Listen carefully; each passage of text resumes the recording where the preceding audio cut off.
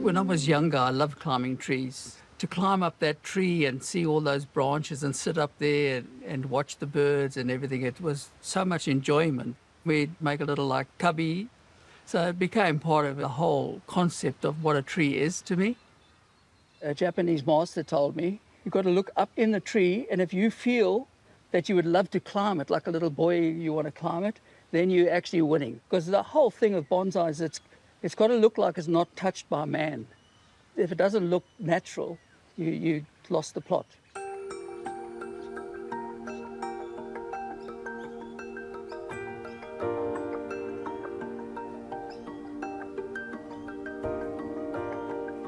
I get up at 6 o'clock.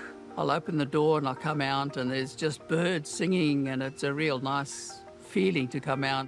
There's a little stream that comes down that side and there's a stream that comes down this side, so I'm actually like on a little island all to myself.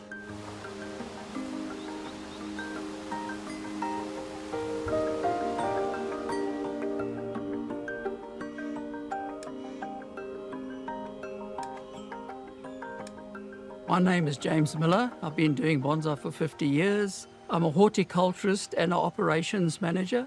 I've been retired now for about 10 years. My grandchildren and my bonsais are my life at the moment. So I don't have anything else to worry about. So I wake up and do bonsais and go to sleep and dream of them. This is a rare forest fig. I call him the old man. He's one of my favourites, I must admit. This came from South Africa with me. When I was working on a race course, this little fellow was growing under the eaves of one of our houses for our staff, but it was right up into the eaves and was actually pushing the tiles of the roof up. This part went up like 9 feet, so we had to take it out. So I made a bonsai out of it. You want to save trees that are dug out and you don't want them to go to the dump. And some of them, straight away, you will see it's got character that you can use into a bonsai.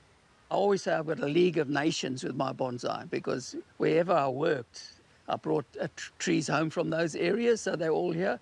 So there's Australian, South African, Fijian, Hawaiian. It's like a photograph album for me. I can remember where I got them all. I was born in South Africa. My parents from Scotland. We moved down to the coast. I started working as a lifeguard in holiday seasons because you could make a little bit of pocket money.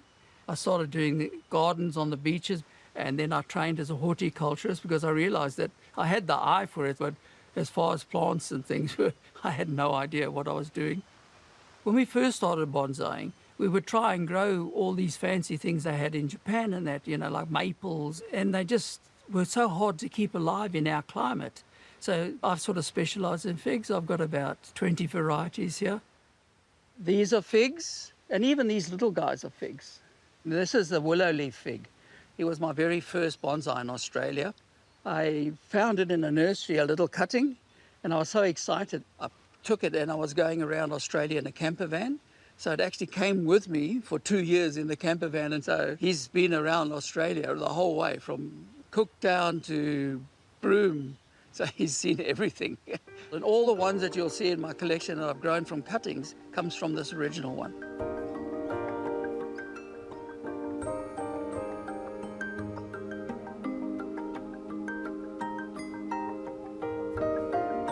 When I immigrated, I knew that I'd had to find a place with that same climate for my trees that I was going to bring across, and I came to the Sunshine Coast.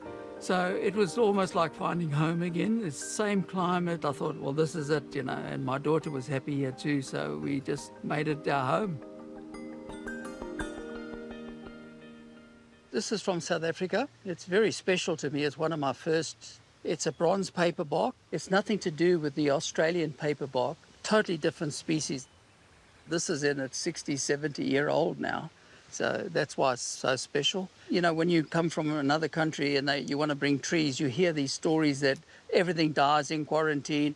But I've brought in 3 sets of trees through the quarantine system, and I've never lost one. In my collection, there's no purchased bonsais. Yamaguchi means collecting from the nature, and that's the way it was started. The Chinese would go up into the mountains and see this old tree with what they call chi, so it's got power and and a vigorous life in it. And they would bring them home and they would get one of their wife's beautiful pots and drill a hole in it and put it into their courtyard, and that's how bonsai started basically. So that's the ultimate really, and that's what I like to do. I've bought species, like little cuttings of unusual plants, but I just don't want to buy someone else's bonsai because bonsai is art and horticulture. That's what gives me the pleasure of doing them. When I'm working my trees, I just disappear into them, and the birds and the water and everything just makes you feel really relaxed, and you keep on looking at it and turning it around and seeing which is the best shape. And when I'm alone with my bonsai, sometimes I even look back and say, gee, how did I create that? Right, this is a fig from Hawaii. This particular one was growing through into the roof of a house, so we had to remove it. I had no idea of making it into a bonsai at that stage. It's the biggest I've got. We've got that idea that bonsai is small, but bonsai actually means tree in a tray, so they can be any size, 8 foot even. This is a Schefflera. There's two varieties. One is indigenous to Australia, but it's got a huge leaf, so it doesn't make a bonsai. This is the small leaf one. In Hawaii, they call it the octopus plant. So if I just take a branch off, you can see that it looks like a bit of an octopus. And also they call it an umbrella tree. Umbrella. You can actually see my grandkids are involved here. My granddaughter's little contribution.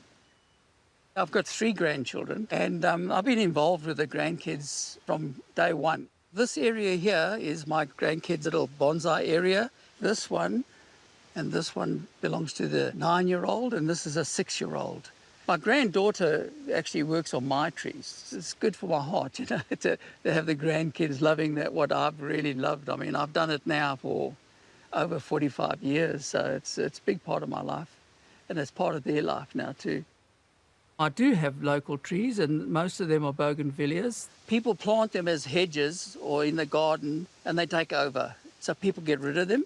So when you can get stock that's locally, like these guys, they don't even know they've been moved. They just keep growing. And that's a nice thing about Bougainvilleas too, very hardy. This here, we call this a sacrifice branch, which is really just to thicken the lower part. And if I take this whole piece off, which can become cuttings if you really want to. So when you cut that off, then all this energy that's coming through here is automatically going to go into this one and start pushing it out. So you'll do this again and again and again until it's nice and thick.